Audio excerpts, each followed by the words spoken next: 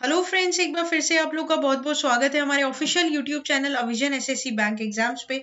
मैं हूं आप लोग के साथ उर्वशी सिंघी और आज का जो हमारा टॉपिक ऑफ डिस्कशन यहां पर रहने वाला है वो रहने वाला है top 10 current affairs based on 6 जनवरी 2021। आशा करते हैं कि आप लोग नए साल में घरों में बिल्कुल सुरक्षित होंगे, अच्छे होंगे।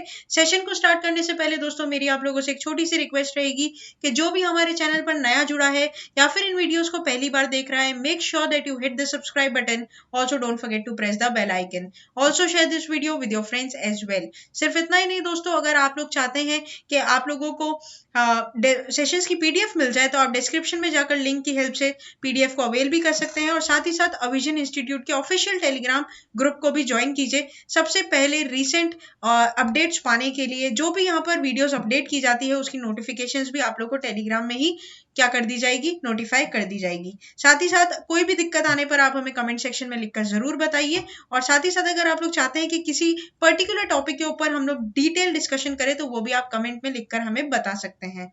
तो दोस्तों, डेली के साथ साथ वीकली और मंथली करंट का भी लुफ्त उठाने के लिए आपको अविजन इंस्टीट्यूट के ऑफिशियल वेबसाइट avision.co.in पर विजिट करना होगा। रजिस्टर करवाइए और अपनी प्रिपरेशन को और मजबूत बनाइए अविजन एसएससी बैंक एग्जाम्स के साथ।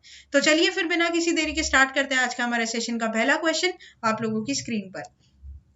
What percentage of scholarship is going to provide to Pakistani women under Malala Yousafzai Scholarship Act? तो दोस्तों यहाँ पर आप लोगों को पूछ रहा है कितना परसेंट का स्कॉलरशिप प्रोवाइड किया जाएगा पाकिस्तानी वुमेन को under the Malala Yousafzai scholarship act. 30%, 50%, 60%, 70%। Here the correct option will be option number B, that is your 50%। ठीक है दोस्तों, तो ये बात आप लोग को इधर क्या करनी होगी, ध्यान रखनी होगी, ये इंपॉर्टेंट आप लोग यहाँ पे रहेगा। दोस्तों अगर मैं मलाला यूसुफजई की बात करूं तो इनका जो जन्म है वो हुआ था आप लोगों का 12 जुलाई 1997 में। दोस्तों इनका सपना तो डॉक्टर बनने का था, लेकिन इनके पिताजी के कहने पर ये एक एक्टिविस्ट बनी और इनके पिताजी और ये दोनों बाप बेटी दोनों जो है, पिता और अपनी बेटी, ये दोनों एक एक्टिविस्ट है अभी भी आज की डेट में।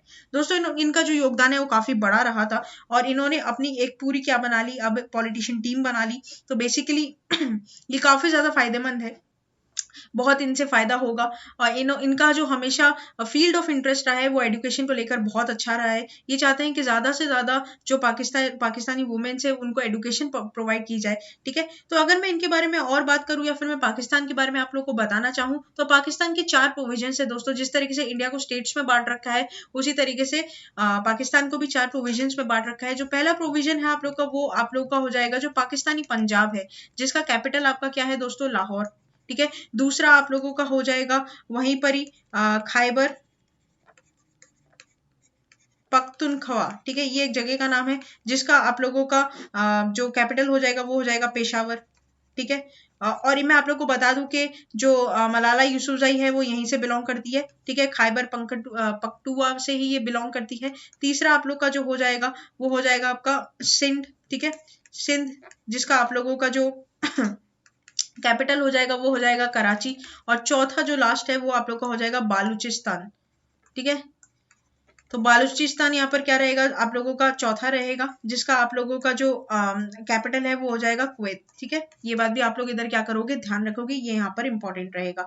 तो दोस्तों इनके पिताजी का जो नाम था वो आप लोगों का था, पिताजी का नाम आप लोग को ध्यान रखना होगा, जिवाउद्दीन इनके पिताजी का नाम था। 2 भाई थे इनके छोटे। ठीक है, तो ऐसे करके इनकी पूरी फैमिली यहाँ पर थी। और दोस्तों ये सुन्नी मुस्लिम थी। ठीक है, सुन्नी मुस्लिम ये यहाँ पर थी, ये बात भी आप लोग को इधर ध्यान रखनी होगी। तो दोस्तों इनका हमेशा से यही था, इनके पिताजी का भी यही कहना था कि ये एक एक्टिविस्ट बने और जितनी भी प्रॉब्लम्स आती है लोगों मतलब महिलाओं को एजुकेशन में, उसको ये लोग दूर करने की पूरी चेष्टा हमेशा करते हैं। ठीक है, तो इनके बारे में हम लोग को और पढ़ना चाहिए।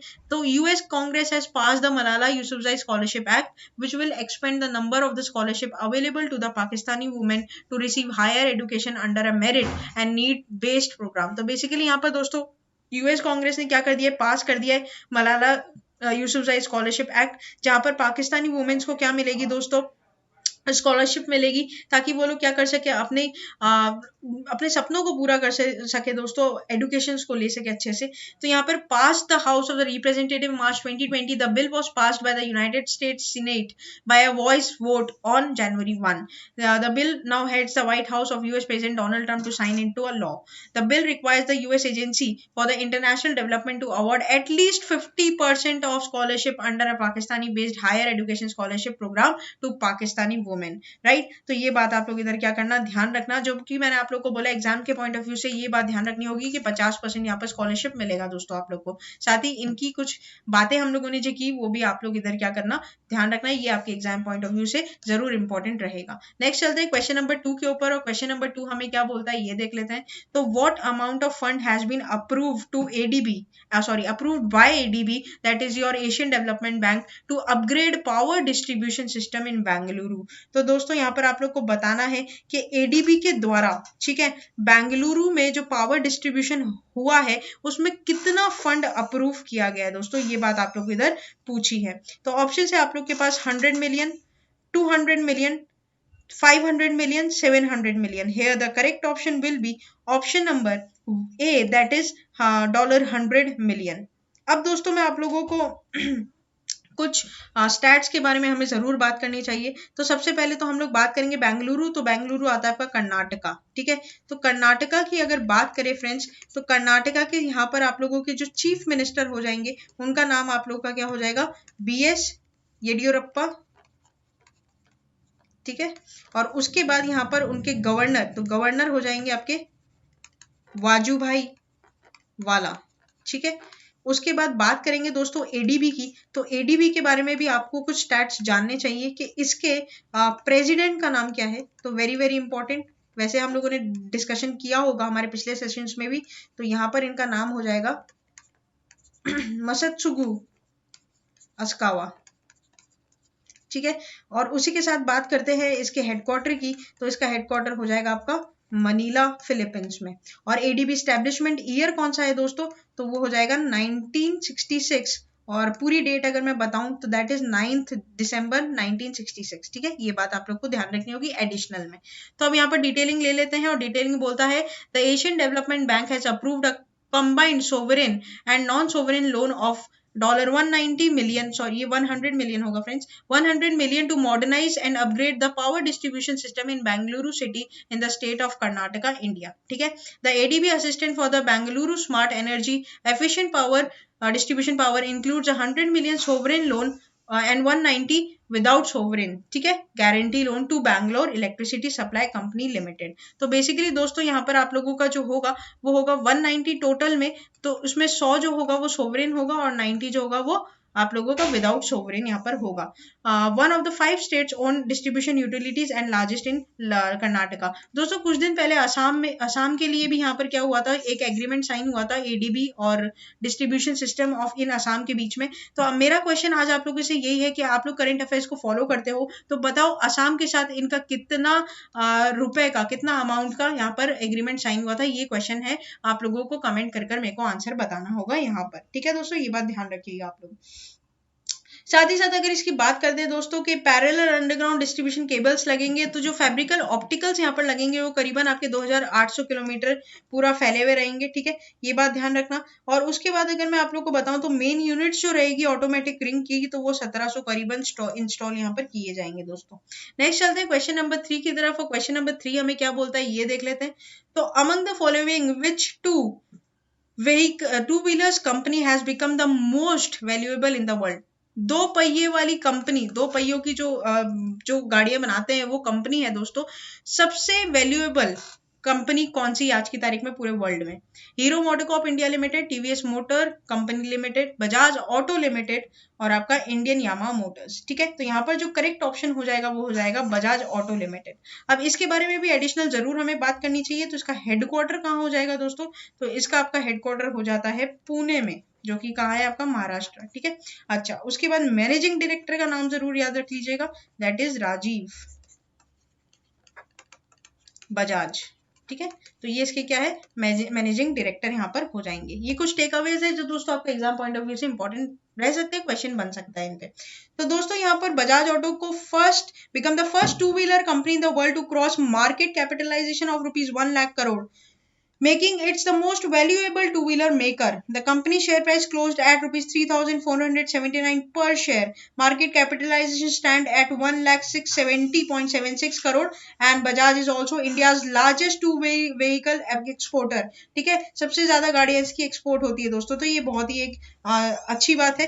एग्जाम में क्वेश्चन पूरा पूरा बनने का चांसेस है, तो बजाज ऑटो के बारे में जितनी भी एडिशनल इन्फोज है वो आप लोग को दे दी गई है, उसे याद कर आप जरूर जाइएगा। नेक्स्ट चलते हैं क्वेश्चन नंबर 4 की तरफ, और क्वेश्चन नंबर 4 हमें क्या बोलता है ये देख लेते हैं। Who has been appointed as the new chief justice of the Common High Court for the Union Territory of Jammu and Kashmir and Union Territory of Ladakh?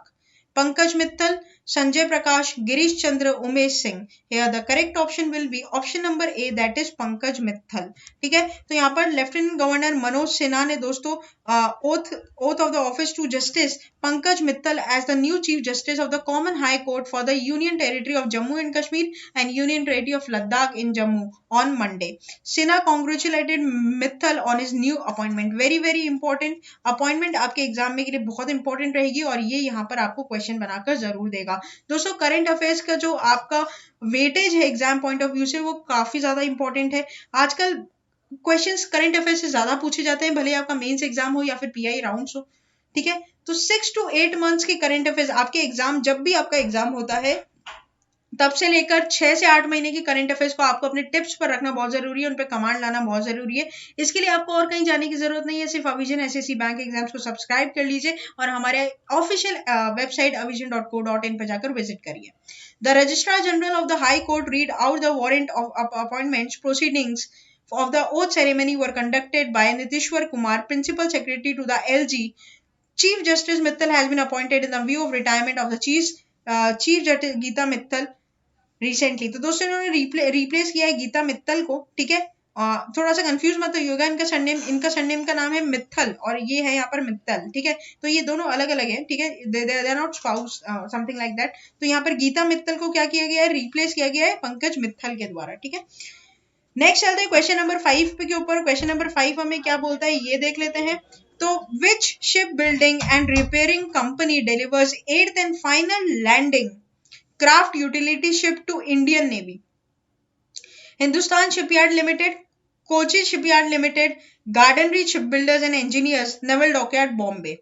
Here the correct option will be option number C, that is Garden Reach Shipbuilders and Engineers. तो दोस्तों Kolkata based defense PSU Garden Reach Shipbuilders and Engineers delivered the last ship of MK4 landing craft utility class vessels जिनका ये पूरा आपका जो ship है उसका नाम है, उसका ये जो उनका एड्रेसिंग शिप रहती है उसका नाम जो है वो ये है। ठीक है, अच्छा उसके बाद इंडियन नेवी को दे दी गई है ऑन दिसंबर 2021 31 2020। ठीक है, तो ये बात आप लोग को इधर क्या करनी होगी, ध्यान रखनी होगी। एग्जाम पॉइंट ऑफ व्यू से जो आप लोग को अपने साथ लेकर जाना है इस कंपनी का नाम। ठीक है, तो इस कंपनी का नाम आप लोग को इधर ध्यान रखना है, और कंपनी के नाम के साथ साथ दोस्तों इसके चेयरमैन का नाम भी जरूर याद करना होगा, और इसके चेयरमैन का नाम है आप लोगों का एडमिरल VK सक्सेना, और हेडक्वार्टर जो है आप लोगों का वो हो जाएगा कोलकाता में, वेस्ट बंगाल। ठीक है, ये बात आप लोग इधर क्या करोगे, ध्यान रखोगे, ये इंपॉर्टेंट आप लोग के लिए रहेगा। और अगर आप लोगों को इसके ऊपर डिटेलिंग चाहिए तो ये आप लोग को पढ़ना होगा। नेक्स्ट चलते हैं क्वेश्चन नंबर 6 के ऊपर, और क्वेश्चन नंबर 6 हमें क्या बोलता है ये देख ले। With which shipyard Indian army inks pact to get 12 fast patrol boat for Pangong त्रिस्को lake in Ladakh?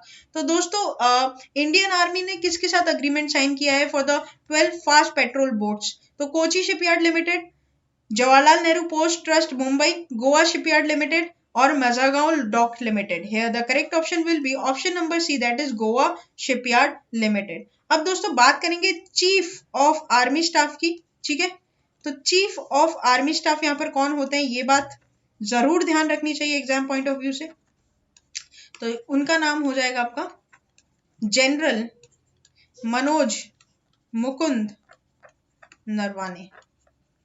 Very important, ठीक है। तो मनोज जनरल मनोज मुकुंद नरवाने आपके कौन हो जाएंगे, चीफ ऑफ आर्मी स्टाफ, ठीक है। तो यहाँ पर दोस्तों Indian army has inked a contract with Goa shipyard limited to produce 12 fast patrol boats for surveillance and patrolling to large water bodies including those in high altitude areas like Pangong in Ladakh. The indigenously boat will delivered May 2021 by Defence Sector PSU's GSL. The GSL will also carry out maintenance of these boats for 4 years. ठीक है, तो यहाँ पर ये बात भी आप लोग को ध्यान रखनी होगी, ये भी आपके लिए कहीं ना कहीं क्वेश्चन बना सकता है दोस्तों, एग्जाम में देखने को मिल सकता है आपको। नेक्स्ट चलते हैं क्वेश्चन नंबर 7 के ऊपर, और क्वेश्चन नंबर 7 हमें क्या बोलता है ये देख लेते हैं। तो Narendra Kumar famously named as Bull associated to which of the following field? Options are swimmer, footballer, mountaineer, and cricketer. Here the correct option will be option number 3, that is your mountaineer, right? तो यहाँ पर दोस्तों S mountaineer colonel Narendra Kumar, इनका क्या हो चुका है दोस्तों, डेथ हो चुकी है, डिमाइस हो चुकी है। यहाँ पर ऑर्बिचरी है आपके एग्जाम के लिए काफी ज्यादा इंपॉर्टेंट रहेगी। ऑर्बिचरीज पे 1 से 2 क्वेश्चन आपको हमेशा देखने को यहाँ पर फ्रेंड्स मिल जाएंगे, ठीक है, ये बात आप लोग ध्यान रखना। तो यहाँ पर आप पढ़ सकते हो as mountaineer colonel Narendra Bull Kumar who placed iconic role to help India secure the Siachen glacier has passed away due to age related illness and he was 87 years old. He also known as Siachen Savior because it was he who first detected the cartographic aggression of Pakistan in the Siachen glacier area, and he was the first Indian to climb Mount Nanda Devi. His nickname is Bull for the relentlessly charging into everything he did. मतलब basically ये बहुत ही ज्यादा दोस्तों क्या बोलूं तो जोशीले थे, और जिस काम में घुसते थे उसको पूरा कर कर ही निकलते थे, ऐसा इनका कहना है। इनको दोस्तों वेरियस अवार्ड से भी सम्मानित किया गया है, जैसे Kirti Chakra, Padmashri, Arjun award, MacGregor medal, तो ये सब से भी इनको क्या किया गया दोस्तों, यहाँ पर इनको सम्मानित किया गया। आज इनकी डेथ हो चुकी है, डिमाइस हो चुकी है, ऑर्बिचरी है आपके एग्जाम के लिए, ये इंपॉर्टेंट रहेगा। नेक्स्ट चलते हैं क्वेश्चन नंबर 8 की तरफ, और क्वेश्चन नंबर 8 हमें क्या बोलता है ये देख लेते हैं। तो विलास Patil उंदलकर belongs to which of the following category? Actor, journalist, filmmaker, politician. Here the correct option will be option number D, that is politician. तो दोस्तों former Maharashtra cabinet minister and 7-time Congress MLA Vilas Patil Undalkar died in a private hospital and he was 82 years of old. The old Congress hand Udalkar, popularly known as Kaka, was elected 7 times till 2014 from Karad South Assembly seat, now represented by senior party leader Prithviraj Chavan.